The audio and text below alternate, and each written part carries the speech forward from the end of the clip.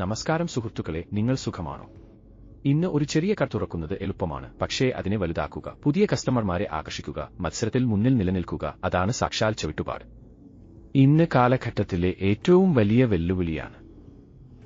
നിങ്ങളും രാവിലെ മുതൽ രാത്രി വരെ കഠിനമായി പ്രവർത്തിക്കുകയാണ്, നിങ്ങളുടെ കട നടത്തുകയാണ്, പുതിയ ആശയങ്ങൾ ചിന്തിക്കുന്നു, ഓരോ കസ്റ്റമറെ സന്തോഷിപ്പിക്കാനുള്ള ശ്രമം തുടരുകയാണ്. പക്ഷേ എങ്കിലും ചിലപ്പോഴൊക്കെ തോന്നുന്നു വളർച്ച നിൽക്കുന്ന പോലെ ആണെന്ന്, അല്ലേ?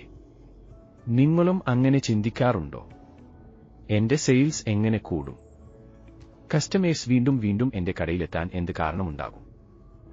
അപ്പോഴാണ് നിങ്ങൾ ശരിയായ സ്ഥലത്ത് എത്തിയിരിക്കുന്നത്. അജയ് ആയതിനുള്ള ഏക ദൗത്യമാണ് ഡീലറുടെ പരിശ്രമം വിജയത്തിലേക്ക് മാറ്റുക. ഈ മിഷന്റെ പിന്നിൽ ഉണ്ട് നമ്മുടെ managing director Shri Anuj Jain, retail business വളർച്ചയിലെ ഒരു വിദഗ്ധൻ.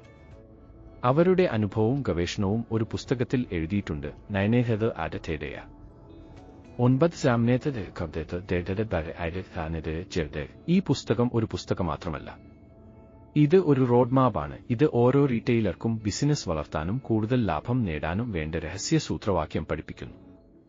ഈ പുസ്തകത്തിൽ അദ്ദേഹം നേന് ഗേകച്ചിയ എന്ന ആശയം അവതരിപ്പിച്ചിട്ടുണ്ട്. ഇത് ഓരോ റീറ്റെയിലറിന്റെയും വളർച്ചയ്ക്കും വിജയത്തിനും ഒരു പുതിയ ദിശ നൽകുന്നു. ഇത് പരീക്ഷിച്ചും ഫലപ്രദമായും ആക്കിയ ഒരു സൂത്രവാക്യമാണ്.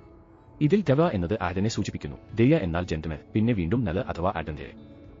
ഞാൻ Rinku Tandon, dealer growth expert, നിങ്ങൾക്ക് അജയ് ആയതിന്റെ ഡീലർ സമൃദ്ധി ഗ്രോത്ത് പദ്ധതിയിൽ സ്വാഗതം ചെയ്യുന്നു.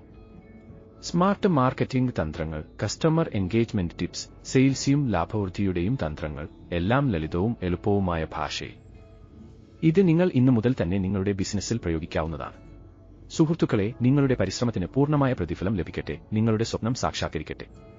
ഇതാണ് ഞങ്ങളുടെ ലക്ഷ്യം.